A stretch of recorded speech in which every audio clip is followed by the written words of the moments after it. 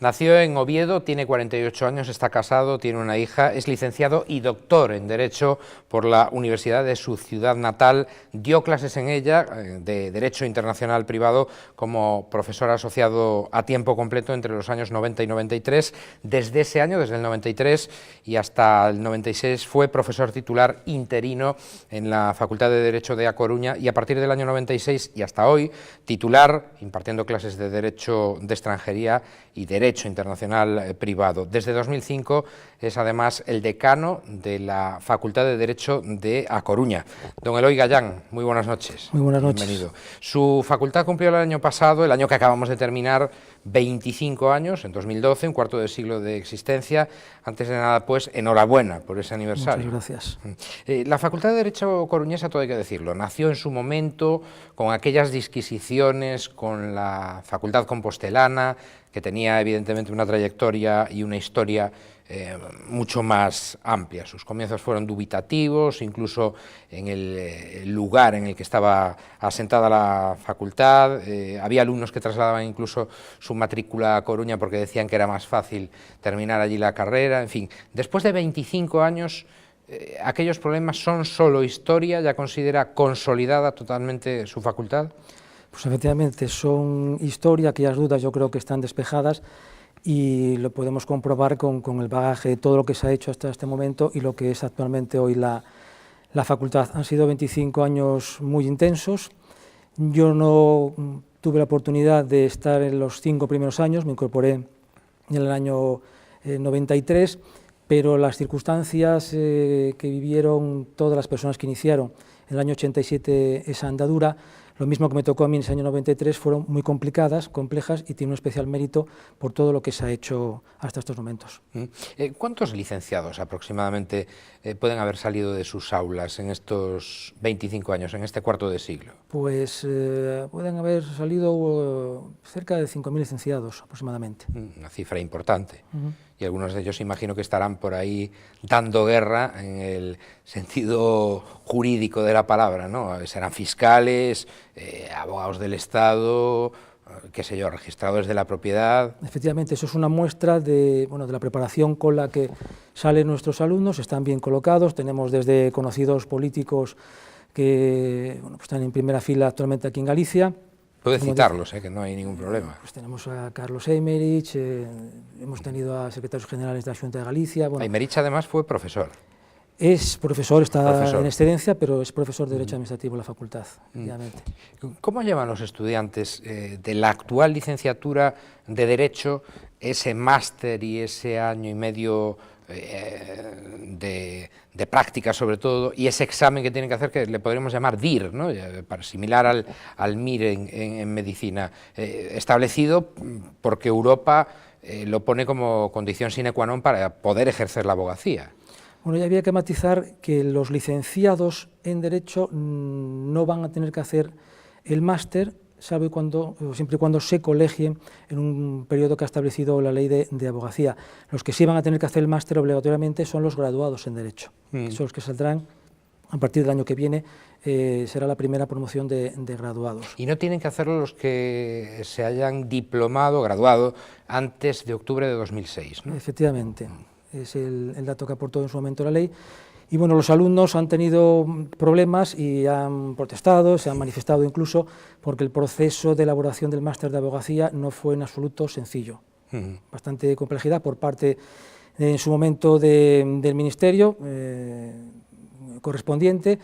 No se habló con las partes, se lanzaron las propuestas de una manera un tanto descoordinada y eso dio lugar... ¿Hablamos de la época de Rodríguez Zapatero como presidente del gobierno? Efectivamente.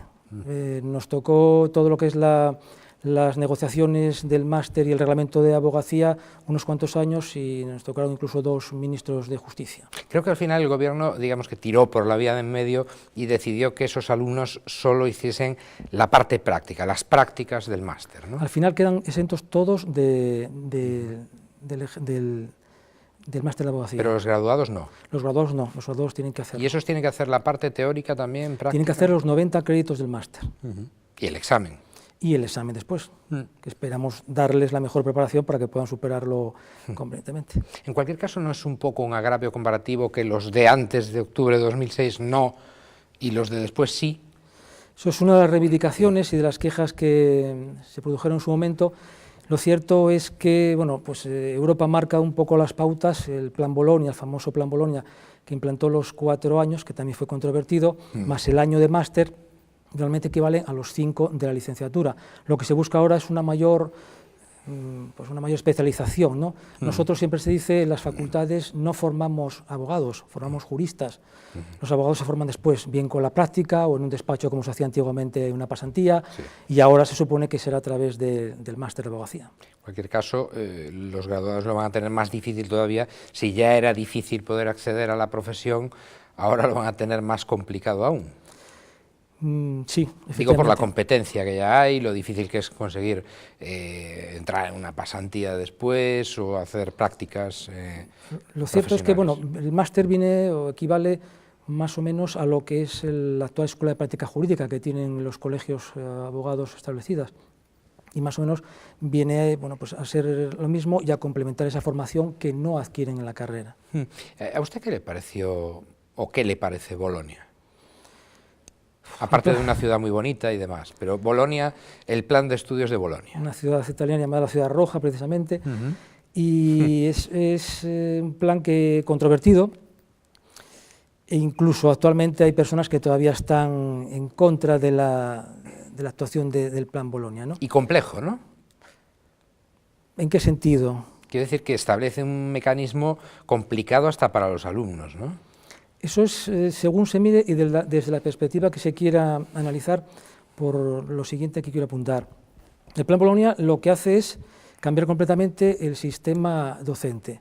Estamos acostumbrados, y bueno, pues algunos de los espectadores que pueden estar viéndonos ahora, que serán padres de universitarios, yo les preguntaría qué preferirían a su hijo como alumno en un aula con 400 compañeros más, una lección magistral impartida por un catedrático o profesor, 45 minutos hablando, tomando apuntes, yéndose para su casa y estudiando unos manuales. El ejemplo de clase, vamos, en un extremo que sería lo que durante muchos años se ha hecho. Lo clásico. Lo clásico. Actualmente los estudios de Bolonia significan que tenemos grupos de 60 alumnos, 2 grupos de mañana y de tarde, cada grupo se subdivide en grupos de 20 y el profesor 2 veces a la semana, va a estar, bueno, una vez a la semana con los 60 alumnos y luego subdivididos 2 veces a la semana, debatiendo con ellos, tratando directamente los temas, interaccionando con ellos. Yo no tengo ninguna duda que prefiero Bolonia. Si hubiese sido alumno, en su momento lo hubiese elegido, pero sin embargo, a pesar de todo esto, hay profesores que no están a favor de Bolonia porque creen que la preparación va a ser mucho peor. El tiempo lo dirá y veremos los resultados. De todas maneras, ¿qué cree usted que pasará en el futuro inmediato con los estudios de Derecho en nuestro país? De momento, esperemos que estén estabilizados, que se mantengan donde están. Una reforma, no vamos a hacer otra reforma ahora, esperemos que no. El plan está funcionando y creemos que puede ser positivo. De momento, que siga así. Más cosas. ¿Cómo se ve desde la facultad, que es un poco una atalaya jurídica en este caso, la reforma judicial en líneas generales? Le digo, ahora entraremos al detalle, que está intentando acometer el Gobierno y el ministro Ruiz Gallardón en particular. Nos referimos a la... A todo. Luego entramos, quiero que me haga una valoración general y luego, si le parece, entramos al detalle. Bueno, son reformas que están siendo contestadas y tal vez precisamente por el momento en el que estamos, ¿no? Un momento especial de crisis en el que se toman medidas que pueden resultar dramáticas o a veces drásticas en todos los sectores, incluido la universidad, la educación, etcétera, etcétera. La ley de tasas, por ejemplo, bueno, pues la ley de tasas está siendo controvertida. ¿Pero es usted de los que piensan que eso va a hacer imposible el acceso para miles de ciudadanos a la justicia y por lo tanto la va a hacer más injusta? Yo he tenido ocasión de hablar con abogados, he hablado con jueces, he leído pues, declaraciones, entrevistas que se han hecho también a jueces y magistrados, y lo cierto es que hay discrepancias, ¿no? En ese sentido. La justicia sigue ahí, la justicia gratuita va a seguir existiendo, lo que pasa que va a ser más complicado acceder a la justicia, va a resultar más caro, evidentemente. El Gobierno dice que es una medida para liberar en cierta medida la saturación que tienen actualmente los juzgados. Puede ser que sea cierto, pero tal vez el problema es que el momento no sea el más adecuado de implantar unas tasas en un periodo de crisis, ¿no? ¿Usted cree, por ejemplo, que hay afán recaudatorio en el Gobierno, aparte de liberar los juzgados, naturalmente impidiéndole por lo menos a algunas personas que ejerzan ese derecho que tienen a justicia? Puede ser que lo haya. Tal vez esta misma ley, planteada en otro momento y de otra forma, no originaría los problemas que está originando, ni el enfrentamiento que está originando. De lo que se quejan las partes implicadas es que no ha habido el suficiente diálogo. ¿Y si se establecieran unas tasas más bajas? Porque aquí estamos hablando de implantación de tasas en algunos casos en donde no existía y subida de tasas en otros en donde ya existía. Si las tasas fueran más bajas, ¿estaría usted de acuerdo con esa reforma? Unas tasas que estuviesen programadas en función también de la renta, como debería ser, ¿no? Porque hay un problema con el máximo que se va a establecer, que puede ser pues, subsanable o equivalente a lo que puede pagar una empresa y un particular. Hasta 10.000 euros se hablaba de tasa, ¿no? Entonces, eso habría que compensarlo y ver que pueda accederse, que pudiese acceder todo el mundo en proporción a su renta. Y progresiva. Progresiva.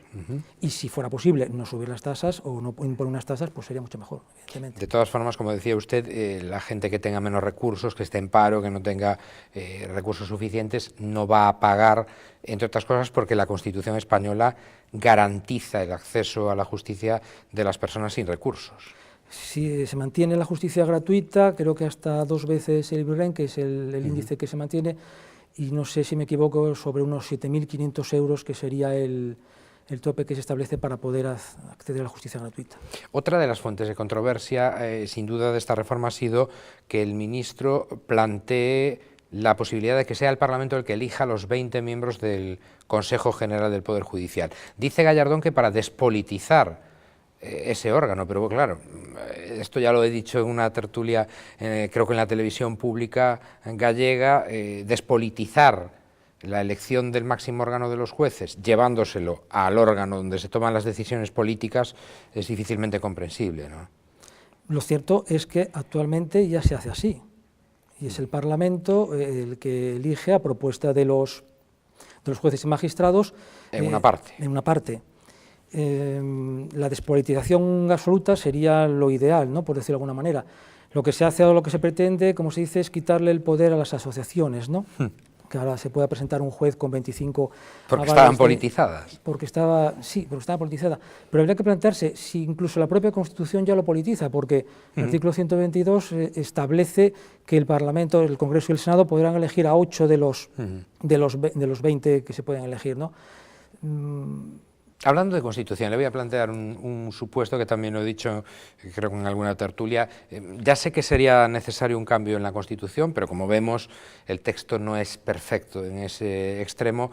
Si lo que se pretende salvaguardar es la división de poderes, o sea, que Montesquieu sobreviva, ¿no sería más lógico elegir, sin hacer caso a las asociaciones, sin llevarlo al Parlamento, entre los presidentes de audiencias provinciales y magistrados de los tribunales superiores de justicia de las comunidades autónomas a esos 20 miembros del Consejo? O sea, le estoy planteando una elección pura. Imagino que si Montesquieu levanta la cabeza, que era magistrado en Burdeos, además, podría asustarse, ¿no?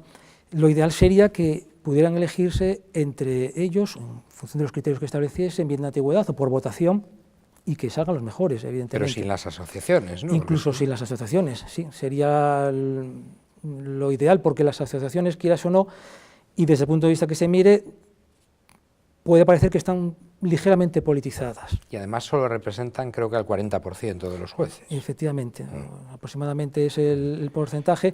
Incluso, no sé si los últimos datos, más de la mitad de los jueces no pertenecían a una asociación. Pero lo curioso es ver cómo en ocasiones las propias asociaciones, ante el planteamiento de cualquier ley o problema que pueda surgir, sin saber, una persona ajena y ve claramente hacia dónde se dirigen, ¿no? A veces coinciden todas, pero Sí. muchas veces no coinciden, eso es cierto. Más cosas. Su tesis doctoral versó sobre registro civil y derecho internacional privado, no podía ser de otra manera. ¿Están bien regulados los matrimonios entre extranjeros, por ejemplo, para evitar los famosos matrimonios de conveniencia en nuestro país? Nuestro Código Civil establece la forma en la que se puede casar un extranjero en España, lo mismo que como pueden casarse los españoles en el extranjero. Y los matrimonios de conveniencia es un problema que está ahí, latente, y del que es consciente tanto la Dirección General de los Registros y el Notariado, incluso el Parlamento Europeo en su momento lanzó unas directrices para evitar precisamente este tipo de matrimonios, porque han proliferado muchísimo en los últimos años. Algunos famosos. Recuerdo aquellos que salieron tanto en prensa de los jugadores de baloncesto, de la Liga CB, de la Liga LEB, para nacionalizarse y obtener pues, toda una serie de ventajas, ¿no? Jugadores norteamericanos, africanos, etcétera. Porque aparte luego el sistema tal vez no es el más idóneo, pero es el que se utiliza, que es el de la entrevista que hace el cónsul en el extranjero, los que se vayan a casar allí, o bien el juez aquí, encargado del registro, unas preguntas a los cónyuges en el sentido de si te conoces, qué idioma hablas, quiénes son tus parientes, a qué se dedican unos, a qué se dedican otros. Parecido a lo de la película de Matrimonio de Conveniencia Exactamente, de Gerard Depardieu. Es un fiel reflejo de lo que es en la realidad y de cómo se hace actualmente en España. Incluso la Dirección General en su momento envió circular, lanzó una instrucción para que los jueces siguiesen pues unas instrucciones en cuanto a las entrevistas y el contenido que tenían que mantener. Y eso es lo que dice usted que sería mejorable. Es mejorable, es criticable. La doctrina bien civilista, internacional privatista, incluso critica este sistema y dice que por qué tanto control a los extranjeros, porque muchas veces simplemente con el hecho de que haya un extranjero ya las autoridades ponen en solfa ese matrimonio, ¿no? Y se empieza a investigar ese matrimonio. Es cierto que muchos de ellos son para conseguir la nacionalidad española, pero también es cierto que muchos de ellos pueden ser por amor. Y vamos más allá, muchos matrimonios ha habido conveniencia en España en altas instancias, es decir, que usted... hablando de la monarquía, ¿no? Incluso. Preferiría esperar a que hubiera sospecha de algo para que se iniciara ese tipo de actuaciones, ¿no? Normalmente se espera que a las sospechas, ¿no? Porque siempre hay unos índices que pues las autoridades les hacen pensar que algo extraño está ocurriendo, y luego es la entrevista lo que puede reconducirlo o determinar. Matrimonios aparte, dejemos ese asunto. ¿No cree que la legislación nuestra está un tanto descompensada en materia de extranjería? Me explico. Por ejemplo, un extranjero sin permiso de residencia definitivo no puede ser autónomo. Es un ejemplo. Pero luego la ley parece un poco laxa en cuanto a las medidas que establece para residentes del exterior con antecedentes penales, por ejemplo. Efectivamente, la ley de extranjería es algo que está en constante evolución, cambia, cada vez que cambia en los gobiernos, no hay a veces una política acorde y pues la política de todo vale y todo el mundo entra a veces puede ser peligrosa, ¿no? Que además en otros países de Europa no se practica. No, porque no tienen el mismo problema que tenemos nosotros. Alemania puede tenerlo en relación a Turquía. Francia también puede tener ciertos problemas, y España, también tenemos el problema, somos frontera próxima a países del Magreb, y eso siempre es un indicativo de que haya pues, un control, ¿no? No se puede convertir España tampoco en un país por donde entre todo el mundo para luego circular libremente por Europa, o al contrario, entrar por otros países y que luego vengan a España y todo el mundo esté aquí en condiciones pues a veces no son las legales o lo que se deba resultar más como conveniente. Porque hemos visto también el caso de los rumanos entrando por los Pirineos o por el País Vasco antes de pertenecer a la Unión Europea. Efectivamente, los flujos están ahí, es muy difícil controlarlos, y lo cierto es que una vez que están aquí, el extranjero que esté aquí legalmente tiene ciertos derechos, ¿no? ¿Usted prefiere son que humanos, los que son personas aquí, y hay que mantener esos derechos. Eso le iba a decir. ¿Usted prefiere que los que ya estén aquí sean regularizados, ¿no? Que paguen sus impuestos, que cumplan las obligaciones y que tengan sus papeles? Sería lo ideal. Hay que pensar que son personas, a veces salen de sus países en condiciones muy duras e intentan buscar un refugio, ¿no? Entran de forma legal, no sé, repito, no es lo ideal, pero una vez que están aquí, en la medida de lo posible, hay que ser conscientes de lo que puede ser, incluso algunos con familia o con hijos, y es un poco complicado. Pensemos también en cuando los gallegos se fueron y se iban al extranjero, aunque iban en otras condiciones, iban con sus permisos, con su parte médico. Bueno, pues una vez que se llegaba allí, el trato siempre podía resultar, a veces resulta positivo o no negativo. Tengo pues algún pariente que cuenta sus historias, y que te reciban bien siempre es agradable, ¿no? Pero usted lo ha dicho, iban con sus papeles, con sus permisos médicos, su certificado de penales, etcétera, etcétera. Es complicado, es una situación complicada. Antes de ser decano de su facultad, la de Derecho de A Coruña, ocupó usted durante 4 años el cargo de secretario de la comisión, o presidente de la comisión de doctorado de esa universidad. Tal y como está el panorama, ¿qué se le puede decir a una persona que esté haciendo eso, que esté haciendo el doctorado en este momento? Pues es complicado. ¿Que se vaya al extranjero? Que se vaya al extranjero, que pues tal vez que busque trabajo en una empresa, que ejerza de abogado. Yo, de hecho, en el área al que pertenezco, nunca han proliferado, no hay excesivos doctores, precisamente porque sabemos cuál es el nivel de docencia que tenemos, y comprometer a una persona sin saber a ciencia cierta cuál va a ser su futuro no es fácil. Es el futuro de una persona, y puede haber otros caminos más abiertos de lo que es actualmente la universidad. Están congeladas las plazas, no hay actualmente mucho futuro, por decirlo de alguna manera. Mejor salir al mercado, incluso. Sí. ¿Por qué no? Desde el inicio de la crisis económica, la última ya, me imagino que sí lo que habrán notado sí es un aumento de los estudiantes que se inclinan por el derecho mercantil, por ser expertos en ley concursal, por hacienda pública, etcétera, etcétera, ¿no? No, lo cierto es que a nivel de la universidad y lo que es, si hablamos de doctorado, de hacer tesis doctorales, está bastante equilibrada las peticiones, y no, las preferencias son bastante dispares.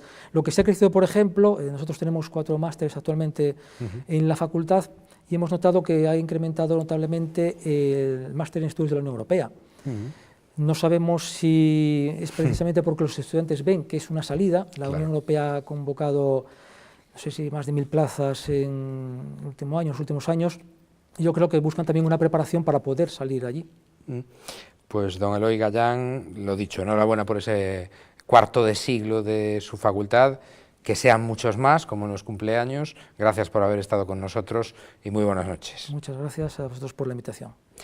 Y ustedes saben que tenemos una cita aquí, siempre, de lunes a jueves concretamente, en Popular Televisión Galicia, en su espacio de entrevistas, Nove Acción, a eso de las 9:30 de la noche. Que pasen una feliz jornada, lo que queda de ella.